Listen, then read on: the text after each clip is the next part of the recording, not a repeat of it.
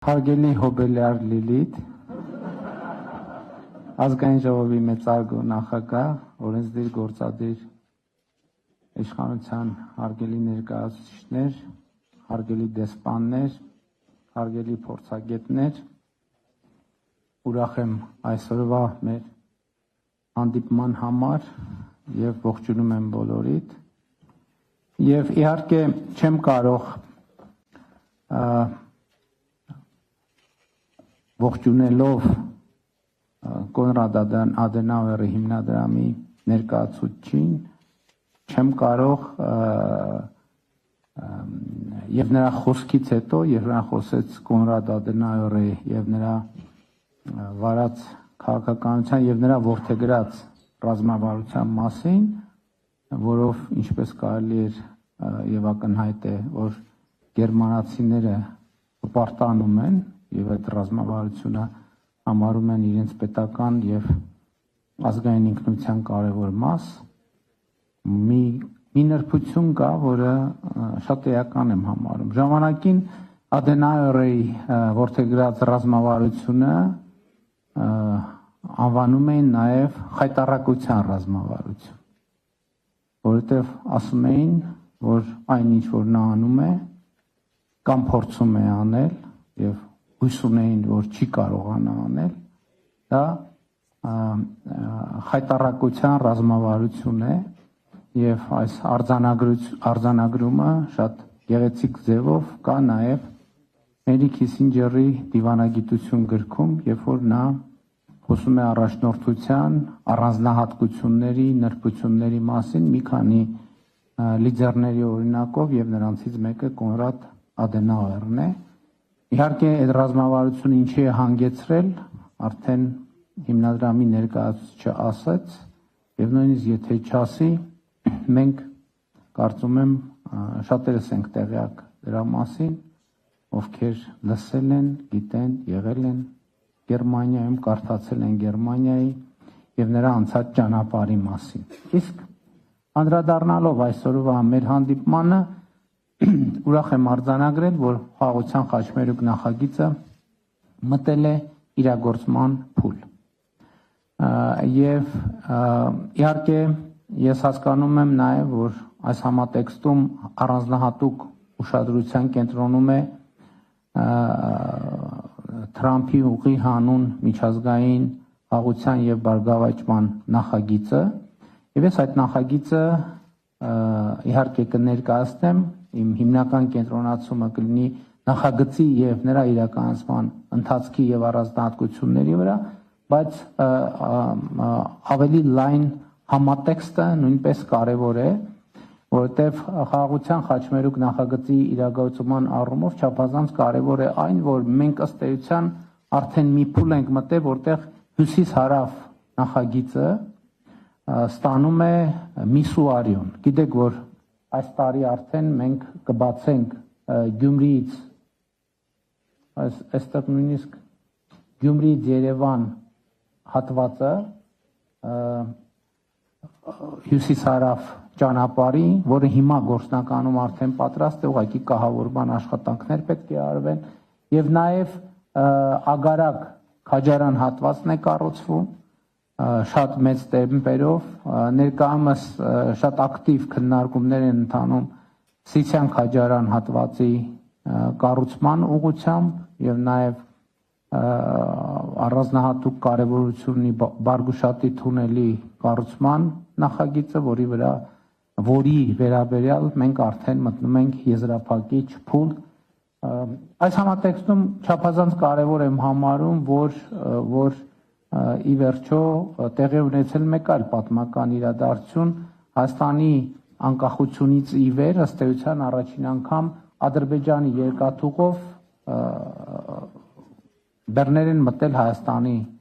Հանրապետություն, Ռուսաստանից եւ Ղազախստանից, իհարկե առայժմ Վրաստան, Հայաստան, Ադրբեջան, Վրաստան, Հայաստան երթուղով Ինչպես կարող եք տեսնել, խորհրդային ժամանակներում մենք Ադրբեջանի հետ ուղիղ երկաթուղային կապ ունեցել ենք Տավուշի մարզով եւ Սյունիքի մարզով եւ նաեւ ուզում եմ մեր ուշադրությունը հրավիրել այն փաստի վրա, որ Հայաստանի Հանրապետությունը պատրաստակամություն է հայտնել հենց այսօր ապահովել բեռնատար մեքենաների տարանցումը Թուրքիայից ներողություն Մարգարայով, Կորնիձորով Ադրբեջան եւ հակառակ ուղղությամբ, ինչու ենք մենք հիմա այս առաջարկում, որովհետեւ այսօր այս ենթակառուցվածքը պատրաստ է։ Մնացած իհարկե բոլոր հատվածներում, որի մասին ես կխոսեմ, նույնպես մեր քաղաքական պատրաստակամությունը առկա է, բայց այդտեղ պարզապես դեռ ներդրումներ ունենք անելու։ Հիմա Թրամփի ուղի հանուն միջազգային խաղաղության եւ բարգավաճման կամ կարճ Trip Route նախագիծը իրականացնելու որ փուլում ենք մենք գտնվում եւ առաջիկայում ինչ է մեզ սպասվում այս ուղղությամբ։ Իհարկե գիտեք, որ նախագիծը մեկնարկել է, ստեղծվել է օգոստոսի 8-ի Վաշինգտոնի խաղաղության գագաթաժողովի արդյունքում եւ առաջին գործողությունը, որը մենք կանենք եւ մենք հիմա աշխատում ենք դրա վրա, որը նաեւ ցույց է տալիս, պիտի ցույց տա, թե ինչպես է իրականացվելու նախագիծը, այսպես ասած կանոնակարգման գրավոր բազա ստեղծելն է։ Ուզում եմ հիշեցնել, որ ըստ էության այդ բազայի ստեղծման առաջին փուլը Վաշինգտոնի հռչակագիրն է, որտեղ ընդհանուր շրջանակը նկարագրված է։ Հաջորդիվ ինչ է տեղի ունենալու։ Հաջորդիվ տեղի է ունենալու Հայաստանի եւ Միացյալ Նահանգների կողմից համատեղ իրավաբանական անձի ստեղծումը, որը հենց կլինի Trip ընկերություն կամ Trip Route ընկերություն անվան վերջնականացումը նաև ընթացքի մեջ է, որը կլինի արդեն ինչպես ասացի Հայաստան Միացյալ Նահանգներ համատեղ հիմնադրված ընկերություն եւ կլինի տնօրենների խորհուրդ, որը կկառավարի ընկերությունը։ Տնօրենների խորհրդում ներկայացված կլինեն Հայաստանի եւ Միացյալ Նահանգները եւ իհարկե տնօրենների խորհրդում բաշխվածությունը կախված կլինի նաև մասնաբաժիններից, որի շուրջ նույնպես ներկայումս քննարկումներ են տեղի ունենում, բայց կարևոր է արձանագրել, որ ռազմավարական նշանակության հարցերի վերաբերյալ Հայաստանի ներկայացուցիչները Հայաստանը կունենա վճռական ձայնի իրավունք։ Սա շատ կարևոր ըմբռնում է եւ շատ կարևոր արձանագրում է։ Հաջորդ նրբությունը, որի մասին կուզենայի խոսել, հետեւյալն է, որ նախագիծը ունենալու է մի քանի երկաթուղի, էլեկտրահաղորդման գծեր, խողովակաշարեր, որի մեջ կարող են լինել գազամուղ, նավթամուղ,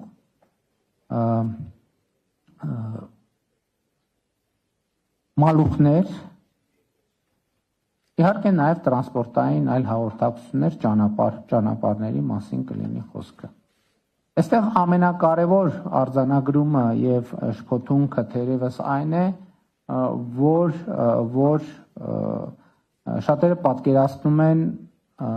Trip Route նախագիծը որպես մի շերտ, մի տարածքում տեղի ունեցող կամ իրականացվող նախագիծ։ Իրականում իհարկե դա սկզբունքորեն նման բան բացառող հանգամանք էլ չկա, բայց գործնականում դա հնարավոր չի լինի իրականացնել։ Օրինակ երկաթուղու պարագայում, երբ որ մենք խոսում ենք երթուղիների մասին, երկաթուղու պարագայում վստահաբար կարելի է ասել, թե որտեղով է անցնելու երկաթուղին, դա մեր հարավային երկաթուղին է,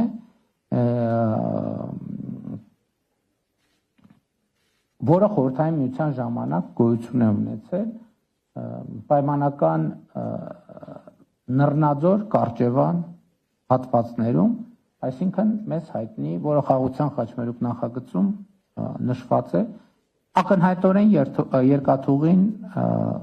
լինելու է այդտեղ, կառուցվելու է, վերականգնվելու է այդտեղ, ինչու ակնհայտորեն, որովհետև նախ այլտեղ գործնականում հնարավոր չէ երկաթուղի ունենալ կամ եթե նույնիսկ պատկերացնենք, որ գործնականում հնարավորն է, տասնյակ անգամներով ավելի թանկ կլինի այդ երկաթուղին։ Բայց կա նաև ուրիշ հանգամանք, որ նրանք ովքեր տեղում եղել են, գիտեն, որ ռելիեֆային առումով տարածքը նույնիսկ երկաթուղու համար բավականին սահմանափակ է։ Եվ հնարավոր չի բոլոր ենթակառուցվածքները եւ նախագծերը իրականացնել այստեղում եւ հետեւաբար դա իհարկե տեխնիկա, տնտեսական հետազոտության խնդիր է, օրինակ գազամուղերը, նավթամուղերը, էլեկտրահաղորդման գծերը կարող են իրականացվել այլ երթուղիներով, որոնք հենց տեխնիկատնտեսական եւ ինժեներական առումով առավել արդյունավետ եւ նպաստավոր կգտնվեն։ Այլ տեղեր ասելով նկատի ունեմ Հայաստանի Հանրապետության ցանկացած այլ տարածքով։ Սա մի կարևոր նրբություն է, որի մասին ուզում էի անպայման ընդգծել։ Հիմա հաջորդ հարցը կախված, որովհետեւ դա էլ է քննարկվում ու հիմնականում ներհայաստանյան դաշտում կապված տարածքների, որովհետև երկաթուղին պետք է լինի գետնի վրա, խողովակը պետք է լինի գետնի վրա, ամեն ինչ պետք է լինի գետնի վրա, շատ կարևոր մի հարց կա, թե ինչպիսի է լինելու հողի այդ շերտի կամ շերտերի կարգավիճակը, եւ որպեսզի մի քիչ ավելի ինտերակտիվ լինի այս հարցադրումը, ես վերաձևակերպեմ այն ինչ փորձ է արվում ներկայացնել կամ հարցադրել անդիմադիր քաղաքական եւ փորձագիտական շրջանակներում։ Արդյոք Հայաստանի Հանրապետության որևէ ինստիտուտ, որևէ սահմանափակում ունենալու է Հայաստանի Հանրապետության օրենսդրությամբ, սահմանադրությամբ եւ օրենսդրությամբ նախատեսված գործառույթային որևէ սահմանափակում ունենալու է այդ տարածքների վերաբերյալ հստակ աներկբա միանշանակ եւ տարընթերցման տեղի չտվող պատասխան եմ ուզում տալ։ Ոչ։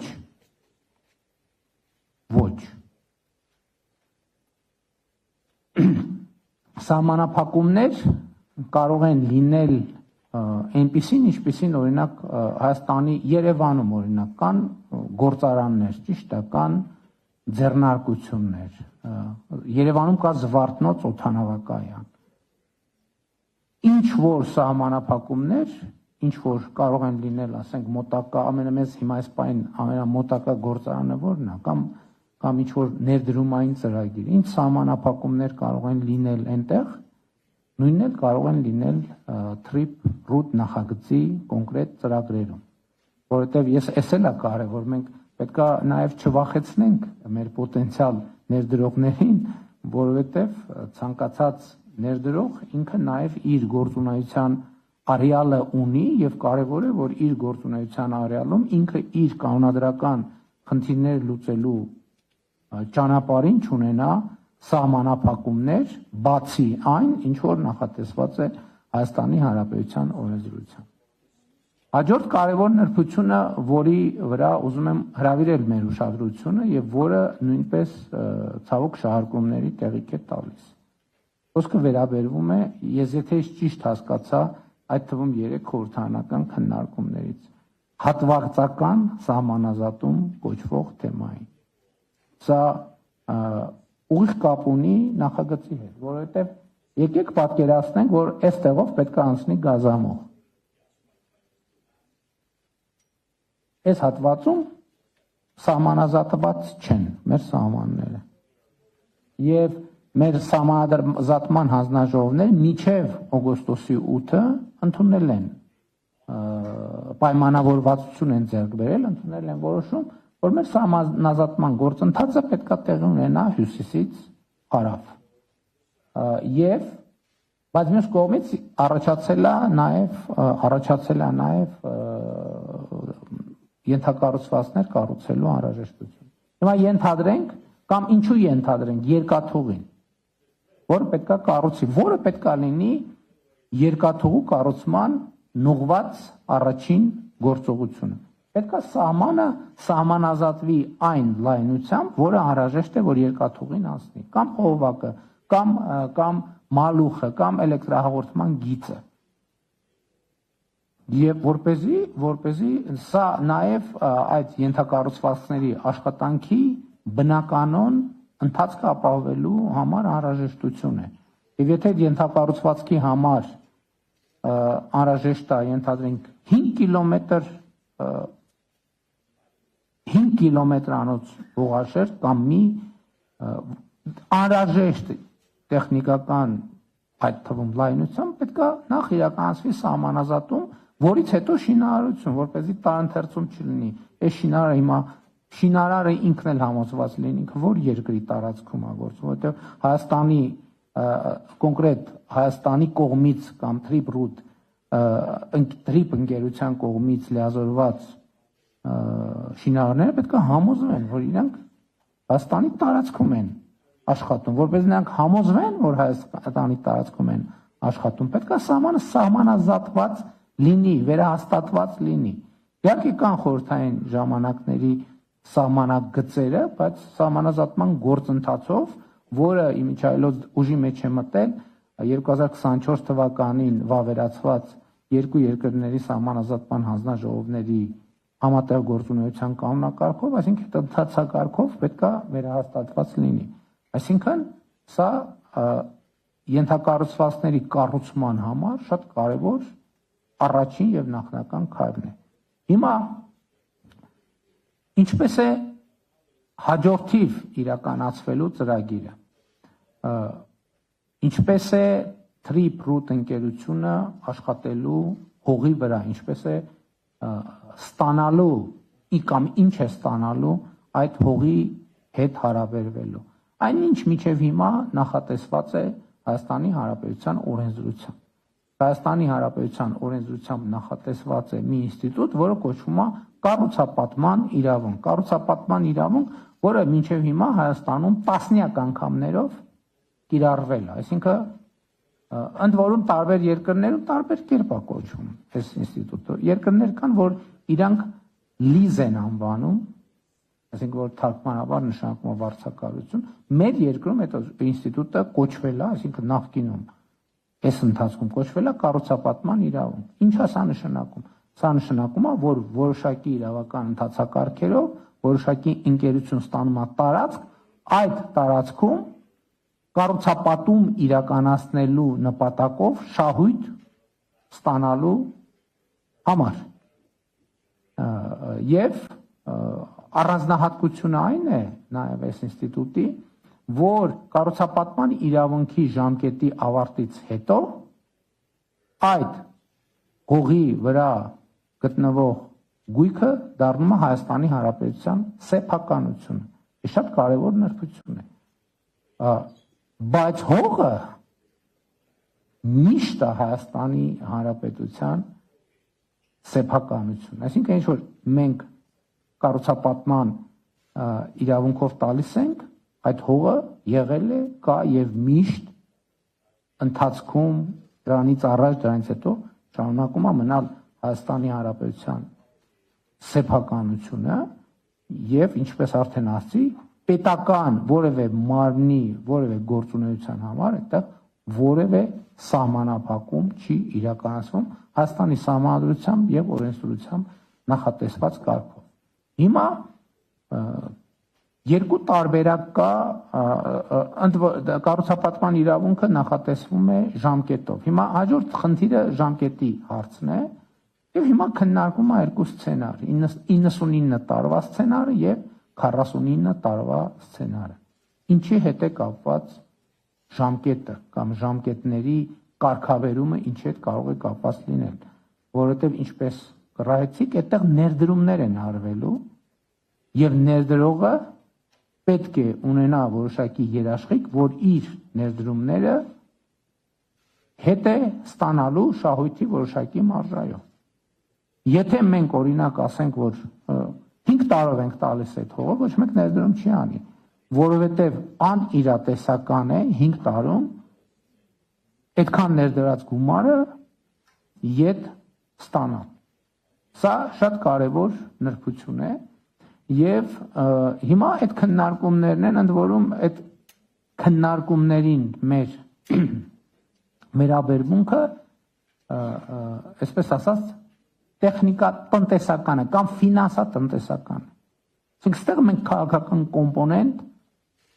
չենք տեսնում մի պարզ պատճառով, չկա այդտեղ քաղաքական կոմպոնենտ, այնտեղ կա ֆինանսական կոմպոնենտ, ով ինչքան է ներդնելու եւ որն է հաշվարկը, թե ինչքան ժամանակում այդ ներդրումները կարող են հետ ստացվել որոշակի շահույթով։ Ես էլ ասեմ, որովհետեւ մեր իրականության մեջ երբեմն պարզվում է, որ նման նրբություններին անդրադառնալու անհրաժեշտություն կա, մարդիկ սովորաբար ներդրում անում են այդ գումարը եւ գումարած որոշակի տրամաբանական տոկոսով շահույթ հետ ստանալու համար։ Աշխարհում ներդրման ուրիշ մեխանիզմ գոյություն չունի պարզապես։ Հիմա ուրիշ հարց։ Trip Root կամ Trip ընկերությունը ինքը Հայաստանի եւ Ամերիկայի Միացյալ Նահանգների կողմից ձևավորված համատեղ ձեռնարկություն է, բայց ինքը,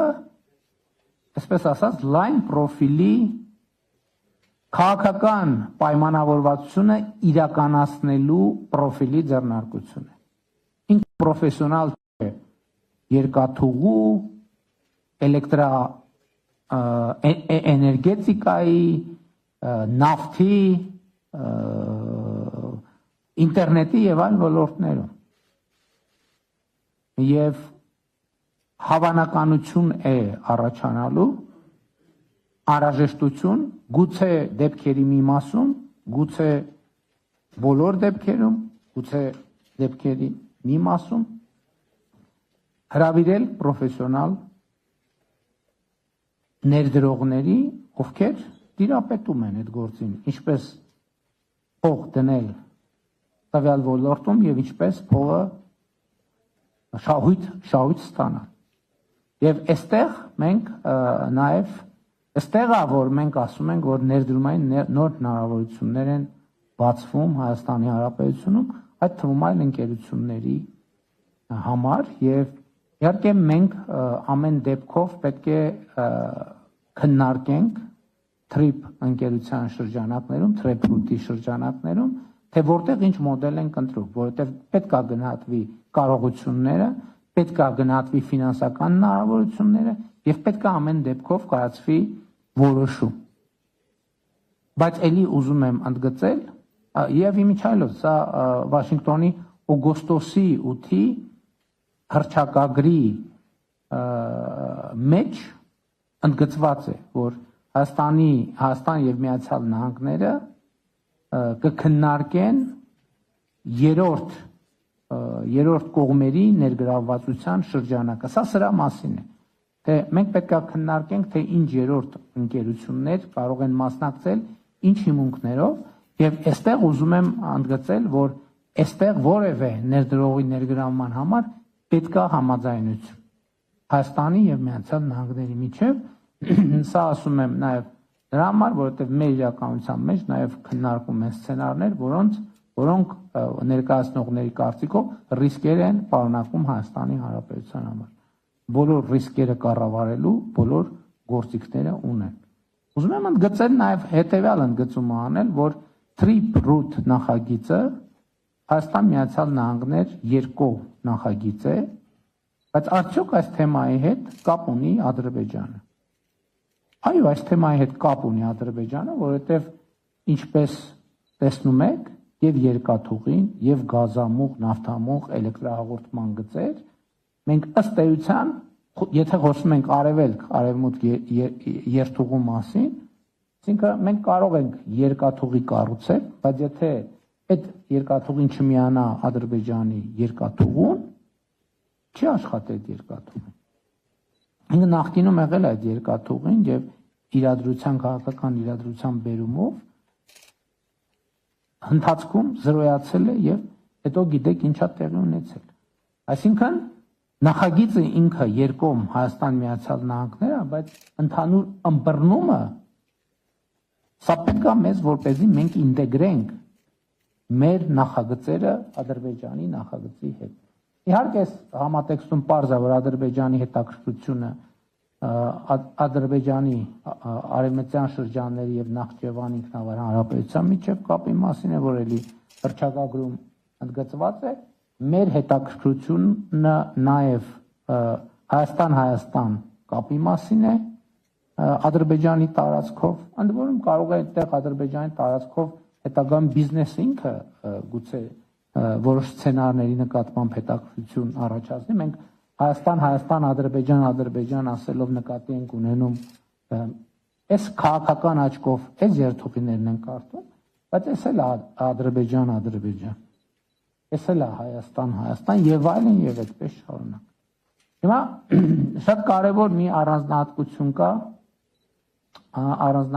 կա երկաթուղու արևելքից արևմուտք իրենց շարունակության մասին, որովհետև մեր ընկալումը այն է եւ մեր ցանկությունն այն է, որ Ադրբեջանից մտնելով Մեղրից Նախճեվան, հետո շարունակությունը երազ, շատ կարեւոր է նաեւ այս երկաթուղին մինչեւ Թուրքիայի սահման ախուրիկ շահգործելու համար, այստեղ մենք ունենք կտոր, որը վերականգնման ենթակա է նույնպես շատ կարճ կտոր եւ մենք արդեն իսկ սկսել ենք զբաղվել դրանով։ Իհարկե գաղտնիք չկա, որ Թուրքիայում սկսվել է Ղարս Դիլիջու, այսինքն Ղարսից դեպի Նախճեվան տանող երկաթուղու կառուցումը, բայց նաեւ ուզում եմ ընդգծել, որ մենք դիրքորոշումը, որը մենք կիսում ենք մեր գործընկերների հետ, հետեւյալն է, որ այս դարակազմիկ շրջադարձը Վաշինգտոնի խաղաղության գագաթաժողովը հնարավորություն է, որպեսզի այստեղ մի քանի միլիարդ դոլար չծախսվի այն պարագայում, երբ շատ ավելի փոքր ներդրումներով այդ նույն երթուղին ըստ էության հնարավոր է լինելու ապահովել ախուրիկ երասխ երթուղով եւ իհարկե մենք աշխատում ենք այս ուղղությամբ նման ըմբռնում եւ համաձայնություն ձևավորելու համար։ Նաեւ ուզում եմ հիշեցնել, որ Վաշինգտոնի հռչակագրով նախատեսված է երկու երկրների Ադրբեջանի եւ Հայաստանի միջև հաղորդակցությունների բացումը ներքին, այսինքն Հայաստանից Հայաստան-Ադրբեջանի տարածքով, Ադրբեջանից Ադրբեջան-Հայաստանի տարածքով, երկով, այսինքն Հայաստանից Ադրբեջան, Ադրբեջանից Հայաստան եւ միջազգային փոխադրումների համար, այսինքն Հայաստանից Ադրբեջանի տարածքով երրորդ երկրներ եւ Ադրբեջանից Հայաստանի տարածքով երրորդ երկրներ, որը շատ էական նրբություն է։ Հիմա այն հարցի վերաբերյալ, որը վերջերս քննարկումների առարկա դարձավ, ասվում է, որ այս նախագծերը պետք է իրականացվեն Ադրբեջանի համար ընդունելի պայմաններով։ Ու պարզ է, որ մենք էլ ասում ենք, որ պետք է իրականացվի Հայաստանի համար ընդունելի պայմաններով։ Բայց այս խնդիրը լուծված է, որտեղ հենց Վաշինգտոնի գագաթաժողովի ամբողջ նպատակը եւ իմաստը այն էր, որ Հայաստանը եւ Ադրբեջանը նախագահ Թրամփի ներկայությամբ, ով իր ստորագրությամբ ամրագրեց այդ պայմանավորվածությունը որպես վկա, արձանագրեն, թե որոնք են իրենց համար ընդունելի պայմանները։ Եվ դա արձանագրված է Վաշինգտոնի հռչակագրի 3-րդ կետում։ Այնտեղ գրվածի տակ կա եւ Ադրբեջանի եւ Հայաստանի ղեկավարների ստորագրությունը, այսինքն եւ Հայաստանի եւ Ադրբեջանի համար այդ պայմանները ընդունելի են։ Այդ պայմաններն են երկրների այն ինչ-որ ասցի, ինչ սկզբունքներով պետքա գործեն։ Պետքա գործեն երկրների ինքնիշխանության, տարածքային ամբողջականության, իրավազորության եւ փոխադարձության հիման վրա։ Իհարկե Վաշինգտոնի հռչակագրի արդեն 5-րդ կետում խոսվում է նաև սահմանների անխախտելիության մասին Ալմատիի հռչակագրի հիման վրա։ Հարգելի ներկաներ, ես նախ ուզում եմ եւս մեկ անգամ ընդգծել այս շրջադարձային փոփոխությունների համատեքստում նախագահ Թրամփի առանձնահատուկ դերը, որովհետև իհարկե նախորդող շրջանում բավական դրական ընթացք ուներ, չնայած նաև տեսանելի բարդություններով Հայաստան-Ադրբեջան խաղաղության գործընթացը եւ նախագահ Թրամփի անձնական ներգրավվածություններ այն վճռական գործոնը, որը հնարավորություն տվեց, որպեսզի մենք կարողանանք այս համաձայնությանը հասնել եւ նաև պիտի ասեմ, որ ասել եմ 3 խորհրդանում կամ նախորդ օրը, որ մեր ժամանակացույցը հետեւյալն է. մինչև տարվա վերջ ամփոփել իրավական կամ կանոնադրական խնդիրները արդեն ձևակերպված տեքստով 2026 թվականի առաջին կեսին ընդունել դրանից բխող բոլոր որոշումները համատեղ ձեռնարկության հիմնադրման կառուցապատման իրավունքի կառավարության եւ մյուս ինստիտուտների համար ենթադրվող որոշումները եւ 2026 թվականի երկրորդ կեսին արդեն սկսել բուն շինարարական աշխատանքները որտեղից սկսել որը շուտ կստացվի։ Ես ուզում եմ չթաքցնել նաև, որ Կոպենհագենում Ադրբեջանի նախագահի հետ մենք քննարկում էինք նաև այս հարցը եւ կարծես թե եկանք ըմբռնման, որ գուցե թե ամենաարագ իրականացվողը էլեկտրահաղորդման գծերի եւ գազամուղի կառուցումն է, բայց դա նախնական քննարկում էր եւ հետագա քննարկումների ընթացքում դա ավելի կկոնկրետացվի եւ հասկանալի կդառնա։ Ընդհանուր առմամբ պիտի իմ ընկալումը ասեմ, ես որևէ կասկած չունեմ, ոչ մի բան չի խանգարում նախագծի իրականացմանը։ Ոչ մի բան չի խանգարում, որովհետեւ բոլոր այն խնդրահարույց հարցերը հասցեագրված են Վաշինգտոնի հռչակագրում եւ մեզ մնում է ընդամենը իրագործել համաձայնությունը, իսկ համաձայնությունը չիրագործելու մոտիվացիա որևէ մեկը չունի։ Հիմա ինչ ազդեցություն կարող է սա ունենալ մեր տարածաշրջանի վրա, ինքը նախ պետք է ասել, որ եւ պատճառ է եւ վերջնարդյունք է։ Վերջնարդյունք է, կարևոր վերջնարդյունք է խաղաղության գործընթացի, բայց նաեւ կարևոր պատճառ է եւ կարևոր հիմնավորում է երկարատև խաղաղության։ Որտեւ երբ որ ասում ենք երկարատև խաղաղություն, դա հասկանալի է որպես քաղաքական արձանագրում, բայց երբ որ մենք ուզում ենք դիտարկել երկարատև խաղաղության գործիքները, մեխանիզմները, երաշխիքները, որտեղ երաշխիքների մասին շատ է խոսվում։ Այն ինչ որ նկարագրեցի, այդ ամեն ինչը դրանից ավելի ուժեղ երաշխիք չի կարող լինել, որովհետև դա նշանակում է, որ չի լինելու մեր տարածաշրջանում ուժ, որը հետաքրքրված կլինի տարածաշրջանի ապակայունացման, որովհետև մի նախագիծ է, որը ձեռնտու է բոլորին, որը օգուտներ է բերում բոլորին։ Շատ մեծ նույնիսկ խաղաղության խաչմերուկ նախագծի ներկայացման ժամանակներում շատ մեծ քննարկում եւ կոնկրետեսություն կար, թե ինչպիսին կլինի այս նախագծի վերաբերյալ մասնավորապես Վրաստանի, Իրանի Իսլամական Հանրապետության, Ռուսաստանի Դաշնության արձագանքը եւ դիրքավորումը։ Եվ ես հենց օգոստոսի 8-ից հետո կարծիք հայտնեցի, որ օրինակ Ռուսաստանի Դաշնությունը այս նախագծի իրականացմամբ ամենահետաքրքրված կողմերից մեկն է եւ իմ այս գնահատականը ընդունվեց հոռետեսությամբ, բայց մենք տեսանք, որ Ադրբեջանը Վաշինգտոնի համաձայնությունների արդյունքում ապաշրջափակված Հայաստանի համար ադրբեջանական երկաթուղու առաջին շահառուն դարձավ Ռուսաստանի Դաշնությունը։ Հաջորդը Իրանի Իսլամական Հանրապետությունը, այս քարտեզը ակնհայտ է դարձնում ամեն ինչ, որ այս նախագիծը իհարկե այս նախագիծը նոր հնարավորություններ է բացում Պարսից ծոց, Սև ծով եւ Օմանի ծոց, Սև ծով տարանցման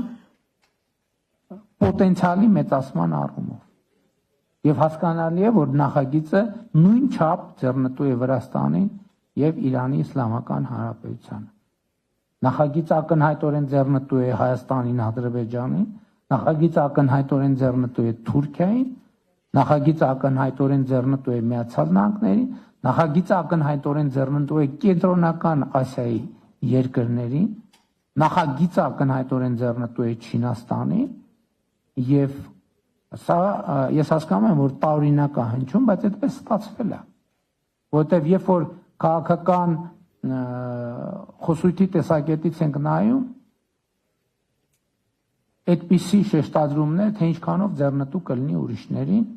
հնչում են, բայց երբ որ նայում ենք գետնի վրա գործնականում, մենք տեսնում ենք, որ ըստ էության գործ ունենք կոնսենսուսային նախագծի հետ կամ նախագծի, որը անխուսափելիորեն դառնալու է կոնսենսուսային։ Եւ այսօր էլ կոնսենսուսային է, որովհետեւ ես ի հեճուկս, ի տարբերություն օգոստոսի 8-ի հաջորդած առաջին շրջանին, ես հիմա որևէ եթե պատշաճ տեղեկացված եմ, որևէ քննադատական ուղերձ չեմ լսում ոչ մի կողմից, իհարկե եթե հաշվի չառնենք Հայաստանի ներսում արկա որոշ քննադատություններ, որը ունի բացառապես ներքաղաքական իմաստ եւ կոնտեքստ եւ միջազգային տրամաբանության մեջ նման խնդիր ընդհանրապես չկա եւ գոյություն չունի։ Իհարկե ինչ խոսք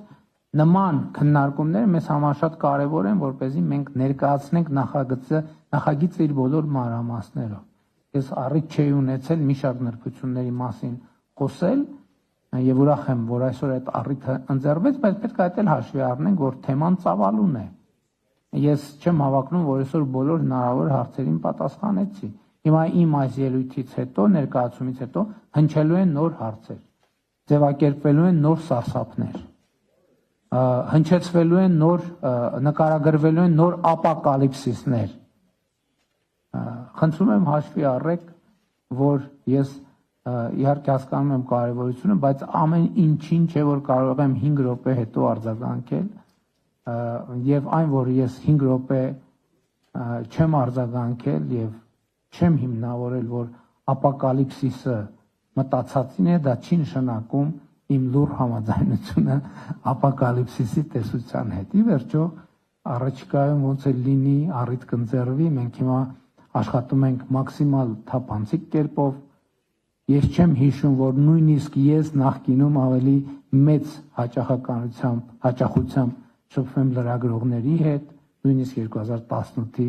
եւ 2019-ի համեմատ, այնպես որ հանրության հետ բոլոր հարցերը կստանան իրենց պատասխանները,